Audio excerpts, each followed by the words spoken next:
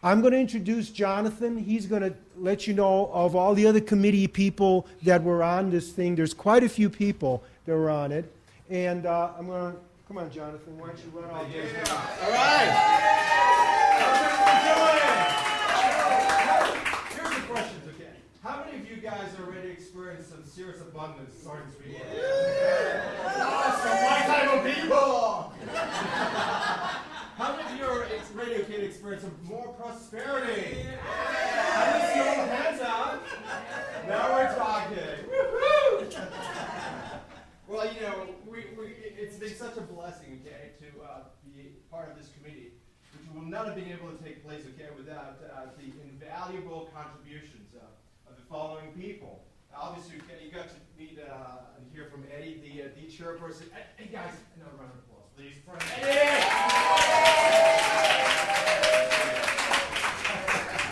Great. Now, how many guys were able to readily figure out how to get here because of the signs? Yes, okay.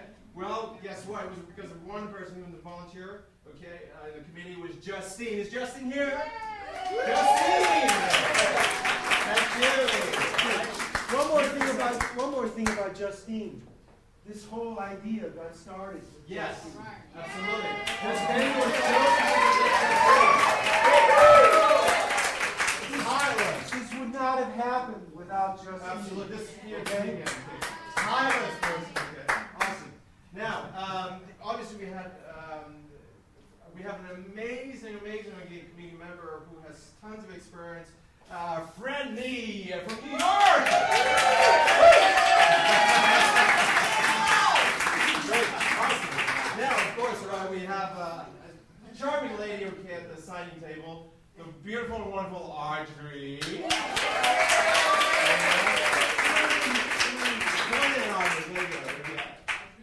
Audrey. Excellent, yeah. And, you know, food and everything is so much work. I just love and admire this lady, and I'm privileged to call her my wife, Melody.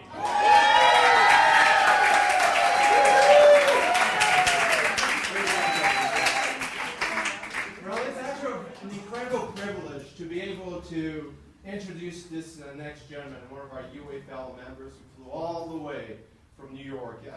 I don't know, how many of you guys are looking towards tomorrow? The workshop, yes? Okay. You take it through the whole steps?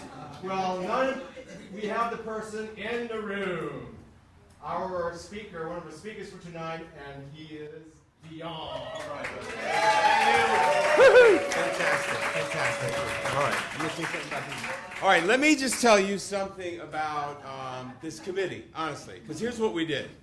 We were on phone meetings, like in disparate parts of the country, fighting, arguing, agreeing, disagreeing, and then suddenly, with all that static, and is this going to happen, is that going to happen, oh, who's going to do it, I'll do it, and then I'll do it, and then before we knew it, everything was rolling, right?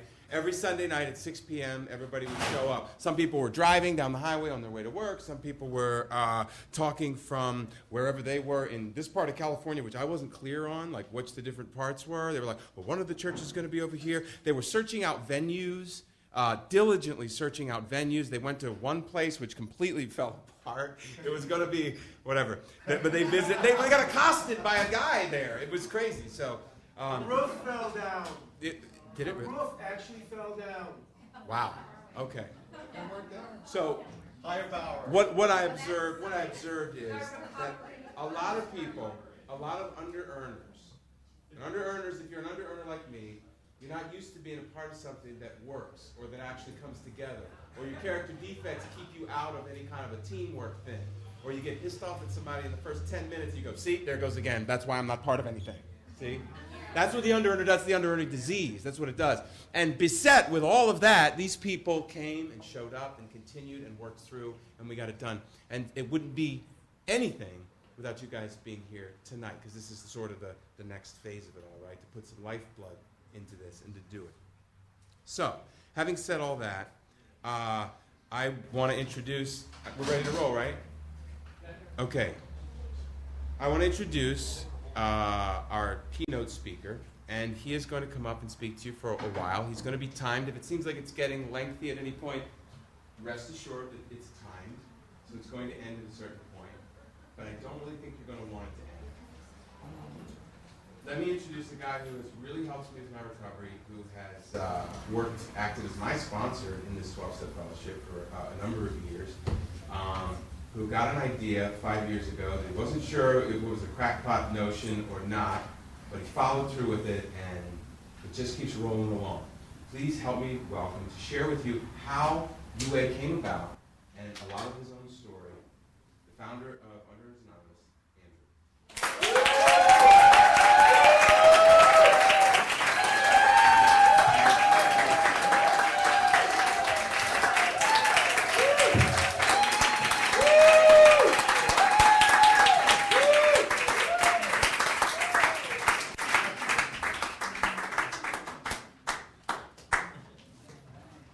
Thank you. Do I have to talk directly into this? Yes. Okay. Always a catch. Couldn't be an easy gig. If you take an animal who's wounded and you put him in a cave and you stick your hand in to bring him out, two things are going to happen. One, he'll bite you.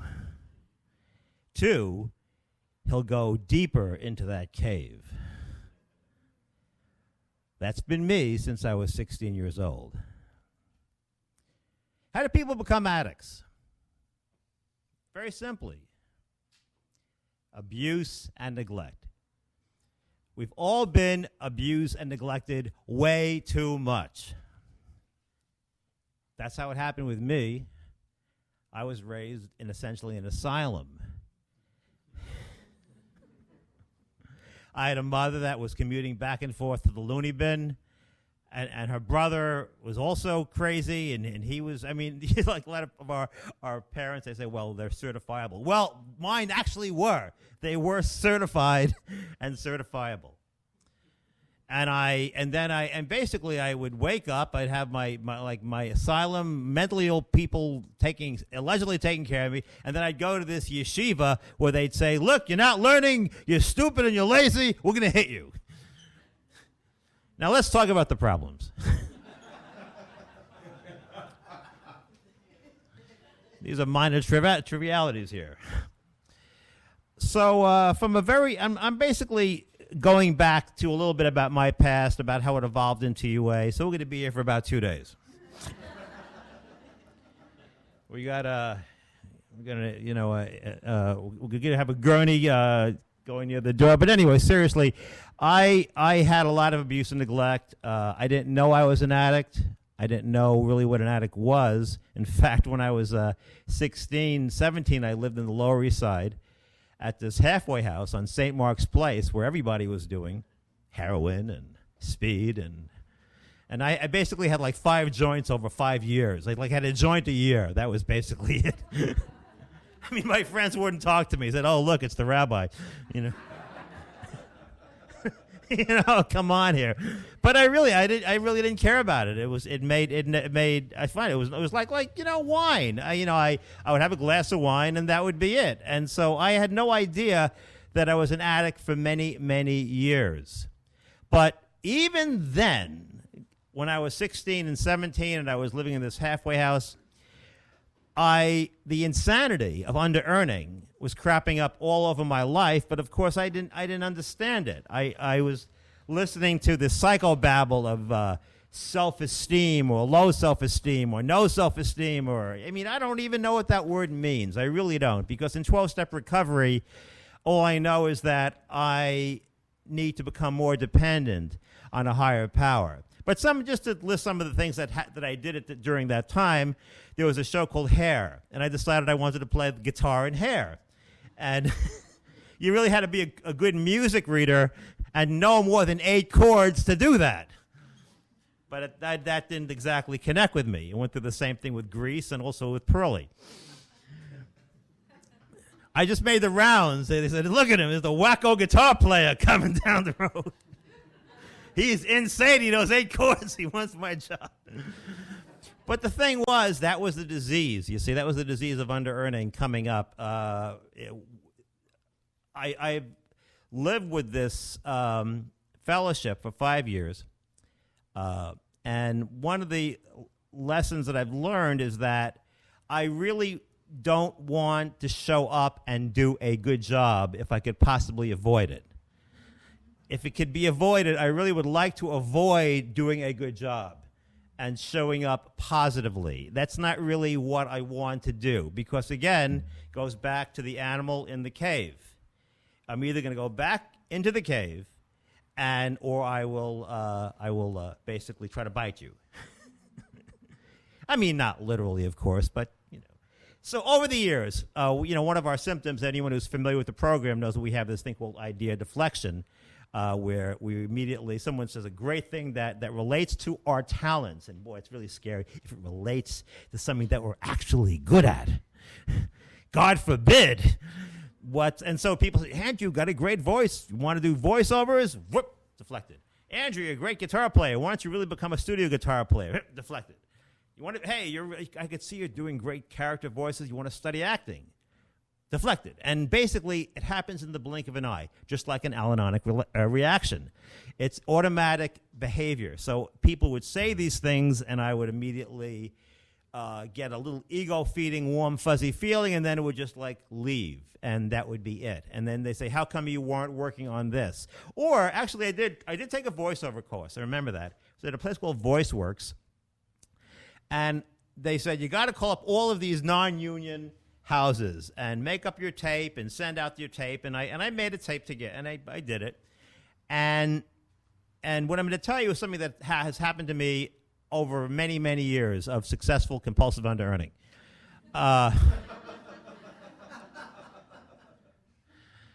So I go do my first voiceover session for the National Cotton Association. It was the lubricity cotton extractor.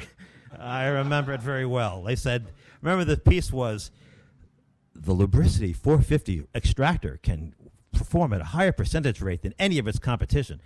And people, the guy said, fine, they paid me $175 for the non-union gig. And guess what? Never called anybody else. Now, did I know why I didn't call anybody else? No. Did I think it was strange that I didn't call anybody else after that? No. Seemed normal to me. I was down with that. Okay, let's fast forward the tape. A couple of years later, I was working as a newspaper reporter for the one of these West Side newspapers in Manhattan, and I was doing a thing about Ed Koch and listening to people talk about how bad he was, and I created a totally unprofessional, unbalanced piece of journalism. The editor called me on it, and guess what? I was gone. Did I think it was strange that I was gone? No. It was once again the light of the desire to be prosperous, to take our talents and put it out into the community, being shut off like a circuit breaker in a two-family house. And that's what happened to me when I was studying guitar with Barry Galbraith in Manhattan, who was the guitarist on Carly Simon records and Ella Fitzgerald and all these wonderful jazz artists, and I just stopped. The energy went away, and people would say, Andrew, I guess you're really not that persistent. And I began to think that, gee, maybe they're right, until I realized how I was persisting with really horrible work. I was really persisting with work that didn't serve me. I was persisting with work that was gloomy, that was like, yuck, I can't believe I'm doing this, but then I'm doing it again. How am I continuing doing this bad work? Can someone explain this to me? My line is open. But there was no answer for this. There was no answer because under-earning is mental illness. Under-earning is mental illness. And when you're mentally ill, when you're in a nut house and the goal of your day is how much saliva you're going to dribble down your left leg, you're not really thinking about that objectively in terms of how well that's a use of your time. You're basically just doing it, and that basically has been the way under-earning has manifested in my life, just doing it again and again and again.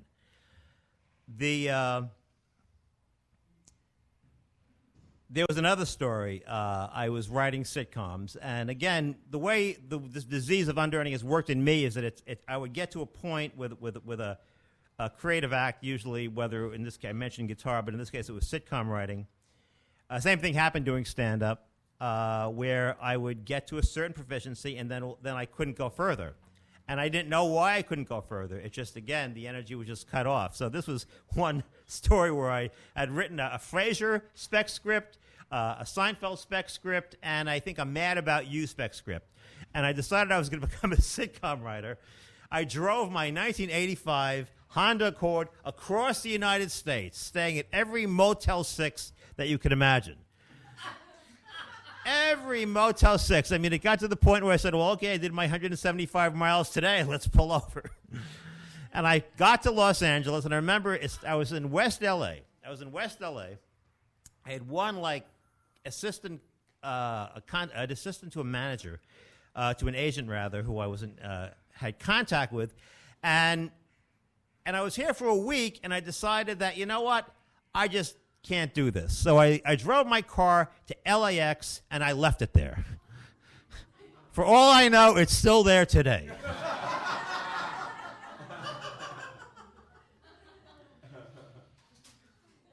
And you know it's true what they say about Hondas. And I went back to New York, and again, the idea of writing sitcoms just left. In fact, I remember I got a letter from the Walt Disney Company saying that there is a person who would like to consult with you regarding character development, and we're giving you a free session to talk to this person. Now, any normal person at that point would have said, let me call him today. Let me prepare for the call. Let me work on it. Let me get this thing going. This is a great opportunity. This dream is not dead. Did I do that? No, I didn't do that. I didn't do that because I couldn't do it. Overcoming intelligence in terms of overcoming under-earning is about as useful to me or you as a tuxedo is to a fish. It has no value. It has no value. Just like intelligence can't really stop alcoholism, intelligence can't stop codependence, intelligence can't stop overeating. Intelligence can't stop sexual addictions, food addictions, relationship addictions. It's just this entity that's very good at just being there and coming up with another BS spin job. It doesn't really matter because you just tell yourself the latest bit of stuff to get you through the next week or whatever. So it's really of no value. So I went back to New York. I had a relationship with this woman, and I remember one night she said, "You know, Andrew, you're not making enough money to support a family. What's going on here?" And I was in a restaurant, and I became enraged. I became enraged because I was enraged because she had the audacity to ask me to leave my stinking under-earning job. That she expected me to leave this lousy job and help support her family. Who the hell did she think she was? I mean, where does she come off with that? That she expected me to leave my lousy job that I was making very little money at to help. I mean, you know, the nerve of some people. You know what I'm saying? Man, I think back at it now and I'm thinking, man, I was insane. That's what I'm thinking about now. I know how insane I was. But I didn't know why I reacted that way. I didn't know why. I didn't have the objectivity to understand why I was angry. I didn't have the clarity to understand that she was asking me to come out of my cave. And I was, again, that animal trying to bite her. That's what was happening. I didn't know that that's what was happening. The disease of underearning has many faces, none of them pretty. None of them pretty. There are different classes of underearners. There's a type of under-earner that doesn't do a damn thing the whole day. There's a type of under-earner like myself who's worked very, very hard at under-earning. And I'll tell you, I was telling Dion this before. He couldn't believe how hard I was working. It was unbelievable. It was just, my God, I was actually given an award for the hardest working under-earner in New York. They put a plaque, actually, in the mailbox 255 in Nyack, New York. But I was, at the height of my under-earning career, selling really bad greeting cards, which says, like, I hate your guts, don't call me anymore, and go to hell.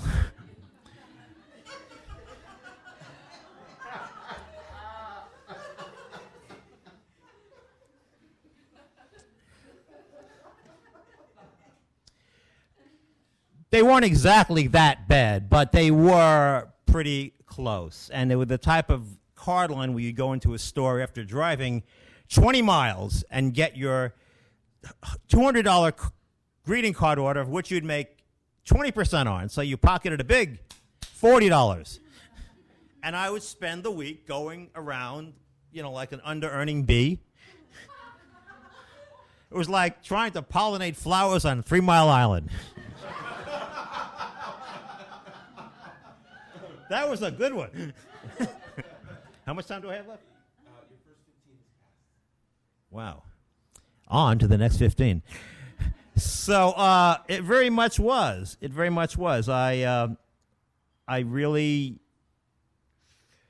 had these really, and the thing is, why did I have these really bad grades? I could have picked really great. I could have worked for Hallmark. I could have worked for recycled paper. I could have, sold copiers. In fact, I actually did go into an office that, said, well, you can make $100,000 doing this. I said, I can. I said, yes. What you have to do is, learn how to sell these copiers, and we'll have someone train you, and it's a competitive sales environment.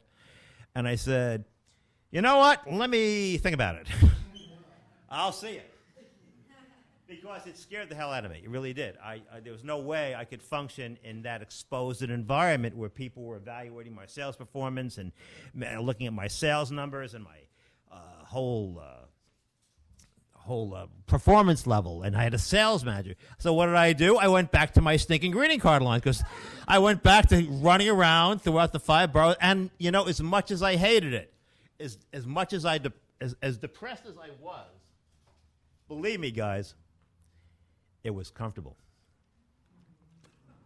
It was comfortable, and there was a very dark and admittedly unhealthy comfort in driving around with those lousy greeting cards. It really was. But that wasn't under-earning enough, so I had to make it worse. What did I do? I decided I had spent 8 years, one of my under-earning jobs, this is under-earning job 38J. I worked as a teleprompter operator, which is about, that's sort of like the video version of the guy that's cleaning up after the elephant.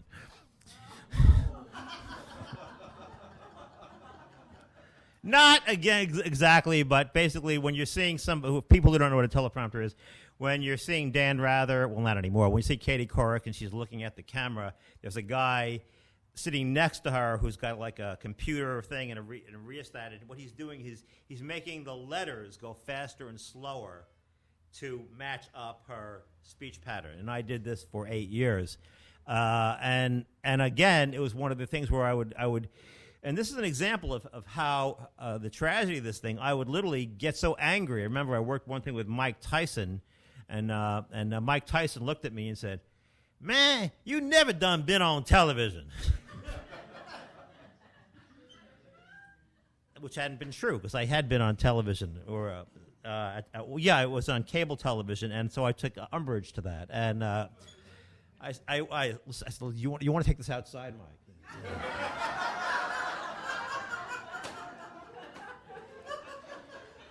I said, "Nah, I'm just messing with you. Just messing with you, man." So I had a bit of a resentment against Mike Tyson.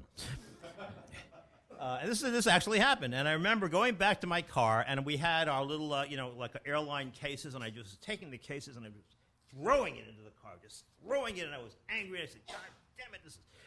And you know what? All that anger happened again and again. It happened with the greeting cards, where I remember taking a bag of greeting cards and like getting the car up to 65 miles an hour, swinging them, and just wham! Right out into the field. But I had to go back and get them. I had to go back and get those. And why? Because I wanted cave. the core of this story, the medicine that I want to impart to you tonight, is all about cave, and in all of these examples, whether it was not preparing adequately to play the guitar on Broadway, or to sell greeting cards that were not that good, and to refuse work selling Xerox machines, which could have made me $150,000. It was all the involuntary and the disease pull, very much like an emotional riptide, back into the cave.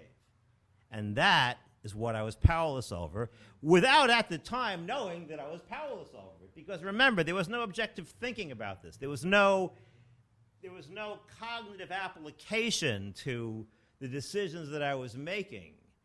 I remember I spent $14,000 to see a psychiatrist in 1986. And I remember saying to this guy, I said, you know, I have this voice in my head that says I'll never leave whatever I was doing, running teleprompter machine. You know, and I said, I have the voice in my head that says I'll never leave. That was the voice of the disease. That was the same type of voice that says, like, I need a drink, or I have to have it now, or, you know, it was the addict in me talking.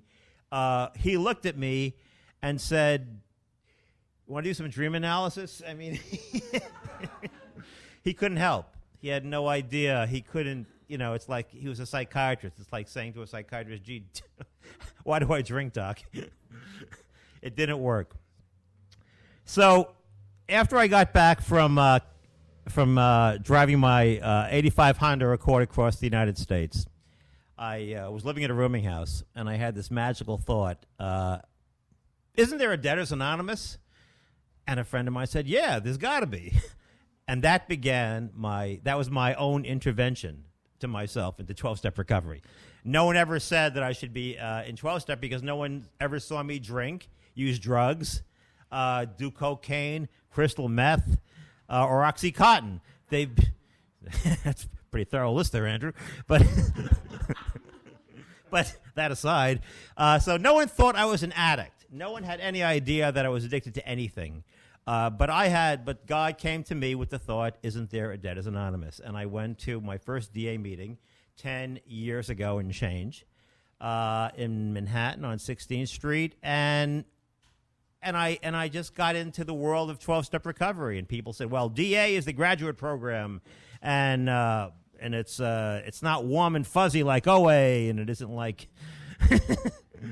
it isn't that, you know, and it really isn't that warm and fuzzy a program. But then again, I had nothing to compare it to, so I just got into it, and I started working the steps, and I started writing my number. How many people in here are in DA? Raise your hands.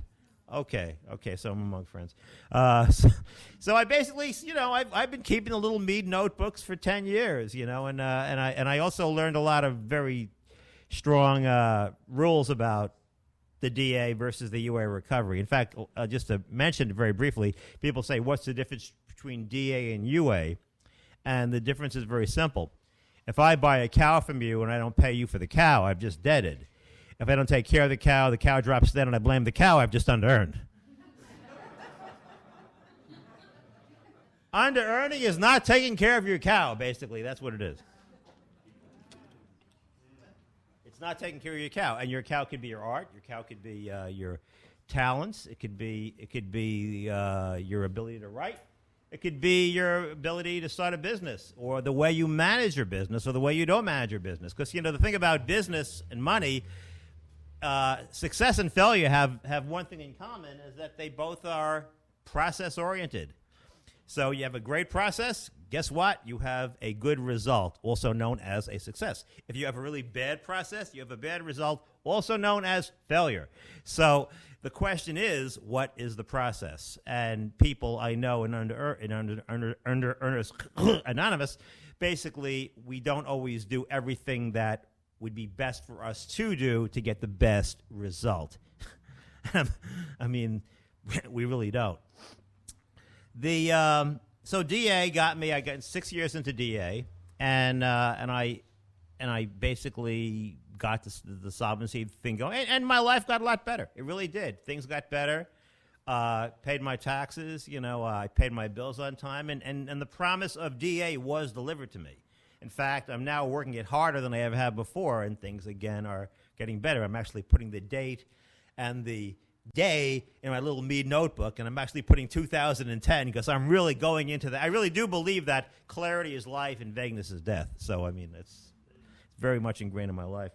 But 6 years into DA, I was sitting in my apartment, and actually had a qualification. This woman was saying she never overcame under-earning until she worked the steps. And then this light bulb went off in my head, and this is when I became the first member of UA. I said, there's got to be a UA because it's a separate addiction. And that was this inspiration that I had to get the ball rolling. And at that point, I began to look at my life in new ways. And I had this cup in my apartment, and the cup, I don't know if anyone who had heard the story before, had a crack. You know how like porcelain sometimes cracks on the rim? Well, I had a crack, and basically I said, I'll just turn the cup around and drink from the other side. At that point, I realized that I had created an experiential cave. And that cup was the connectivity in my head to the fact that other parts of my life might be cave-esque, so to speak. I had mice. I was living in an apartment in Nyack that had mice. But did the mice bother me? No. No, they didn't. Why? Because I wanted cave. And they helped me get cave.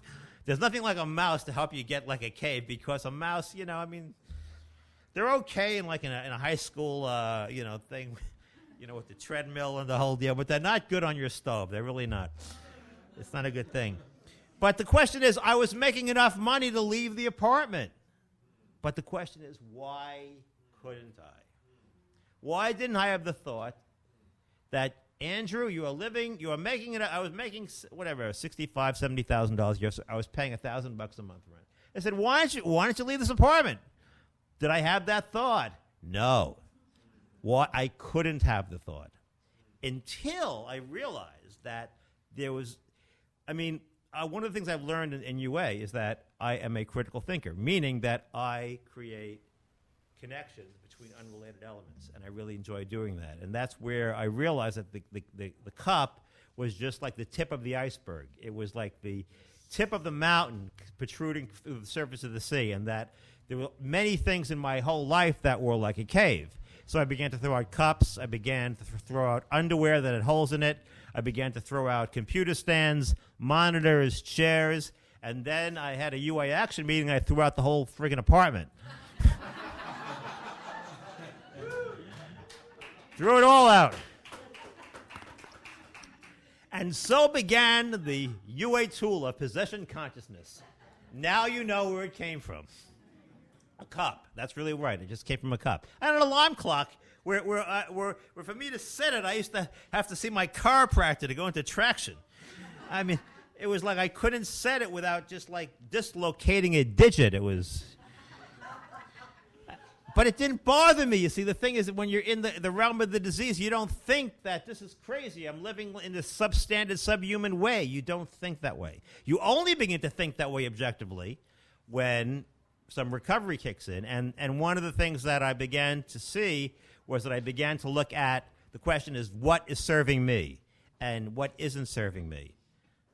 And by looking at what was serving me, I began to develop a prosperity consciousness. Because if you're not thinking about what serves you, if you're just taking whatever swill life has to offer, when you're taking the scratchings off a table, you're not living a prosperity life. Prosperity is a big word, prosperity. It doesn't just mean money. It means the quality of life, the quality of work, the quality of leisure, the quality of what is in your life. If this shirt, I really like this shirt because it has a nice sheen to it. It feels prosperous. If I had a shirt that had a hole in it, it would be like poison. It would be like kryptonite, because I'm basically going back to say it's okay for me to have a shirt with a hole in it. For some other people, it's okay. Like a lot of these people buy jeans with the $200, and you've got the little rip over here.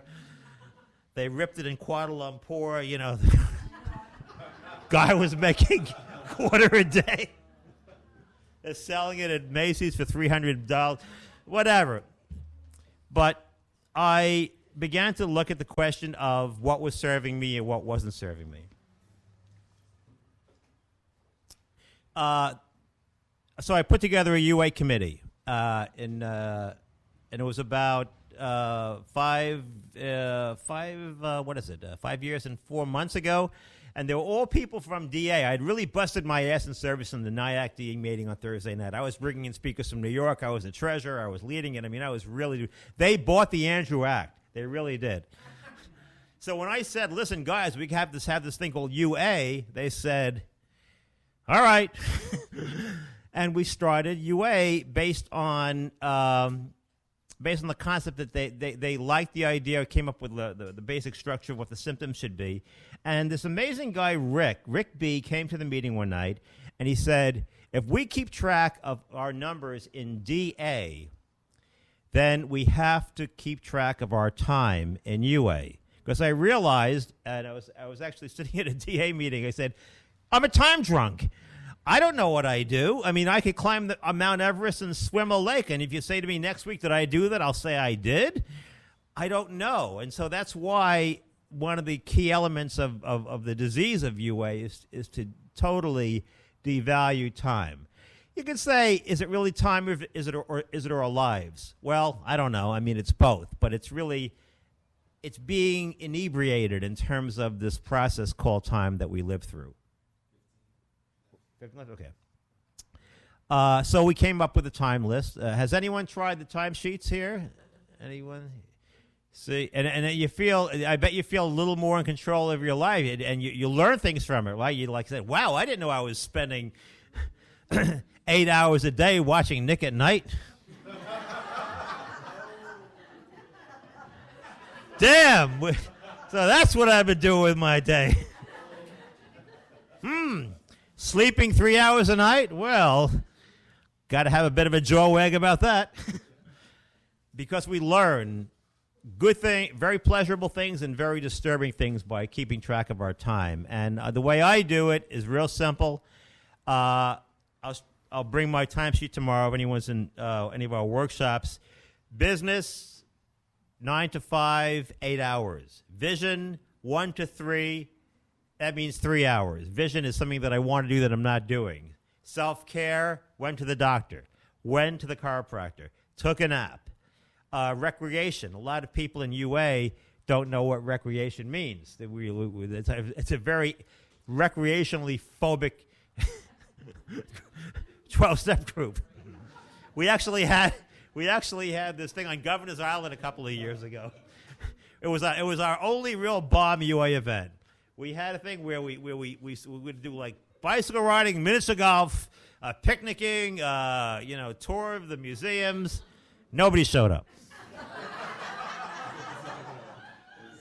They didn't want to know. They said, what, are you going to have fun? Are you crazy? We're too busy under-earning to have fun. We can't do that. So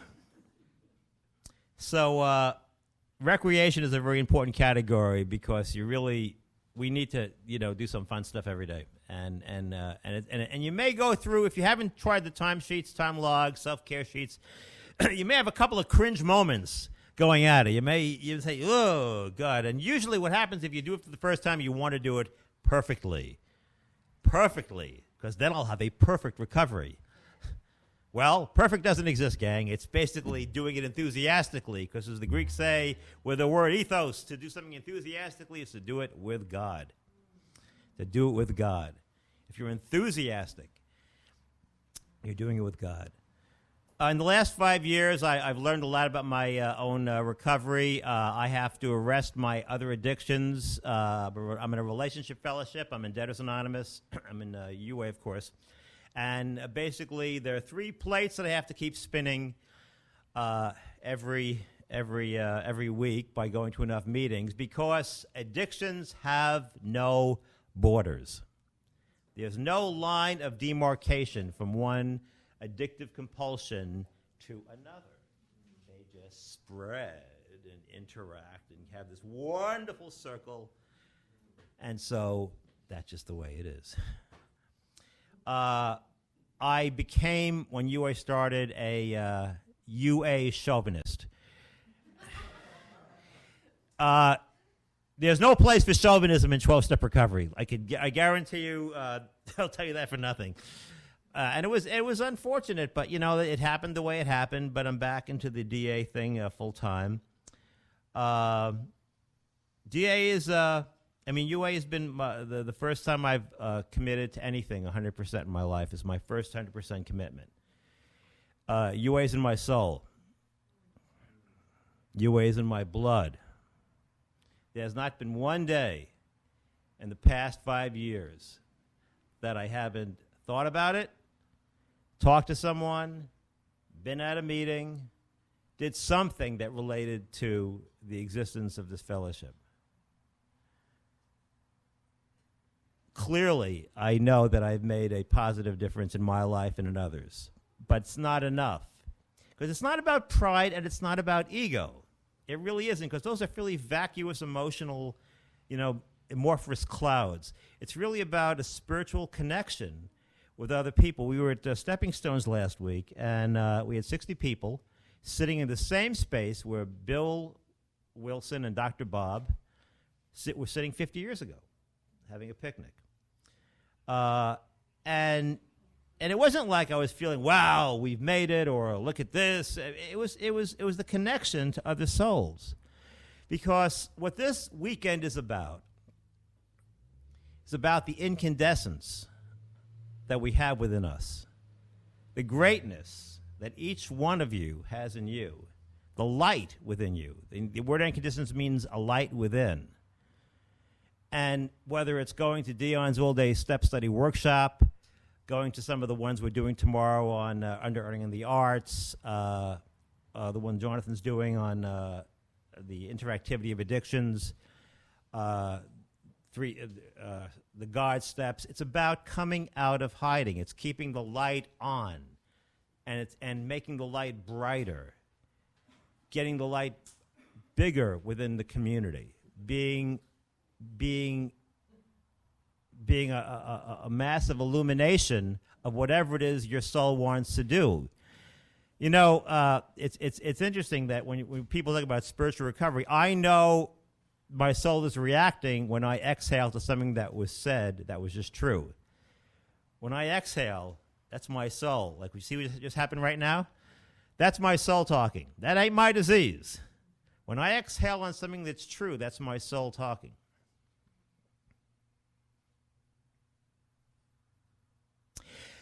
The whole focus of this weekend is about prosperity in every sense of the word. It's about coming out of hiding. It's about being visible.